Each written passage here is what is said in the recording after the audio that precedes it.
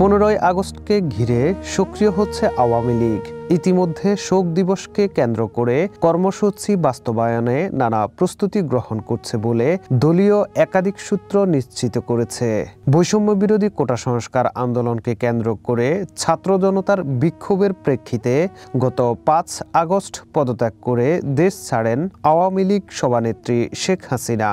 এরপরই দেশ জুড়ে আওয়ামী লীগের মন্ত্রী এমপি থেকে শুরু করে নেতাকর্মীদের বাড়িতে হামলা ও ভাঙচুর করা হয়। এই পরিস্থিতিতে তৃণমূল থেকে কেন্দ্রীয় প্রায় সব নেতাই আত্মগোপনে চলে যান।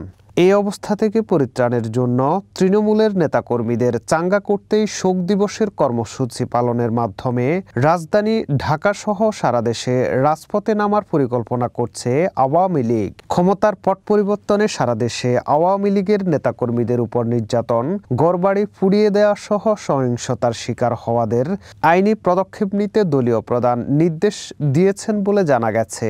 15ই আগস্ট বঙ্গবন্ধু শেখ মুজিবুর রহমানের প্রতিকৃতিতে শ্রদ্ধার মাধ্যমে নেতাকর্মীদের ঢল নামাতে চেষ্টা করছে দলটি। এজন্য রাজপথে নেতাকর্মীদের অবস্থানের পাশাপাশি শোক দিবস পালনে দলটির সভাপতি শেখ হাসিনা নেতাকর্মীদের নির্দেশও দিয়েছেন। সম্প্রতি আওয়ামী লীগের সভাপতি শেখ হাসিনা দলের নেতাকর্মীদের মোবাইল ফোনে নির্দেশনার অডিও বার্তা সামাজিক যোগাযোগ মাধ্যমে ছড়িয়ে পড়েছে।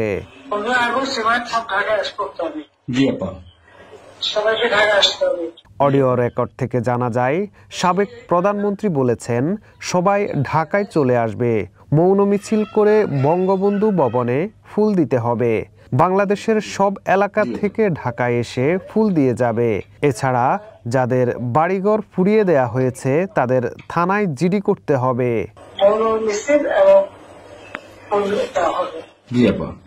এছাড়াও 15ই আগস্ট উপলক্ষে একটি ভিডিও বার্তা দিয়েছেন সদ্য সাবেক প্রধানমন্ত্রী ও আওয়ামী লীগ সভাপতি শেখ হাসিনার ছেলে সজীব ওয়াজেদ জয়। 11ই আগস্ট রবিবার রাতে সামাজিক যোগাযোগ মাধ্যম ফেসবুকে দেয়া ভিডিও বার্তায় সজীব ওয়াজেদ জয় বলেন, সেই বাসা যেখানে বঙ্গবন্ধুকে হত্যা করা হয়, বঙ্গবন্ধুর আমার পুরা পরিবারকে হত্যা করা হয়, যেই বাসা 75-এর খুনিরাও ধ্বংস করার সাহস পায়নি, যেই বাসা এখন এতদিন ওনার মিউজিয়াম ছিল, সেই বাসাকে তারা পুড়িয়ে ফেলেছে।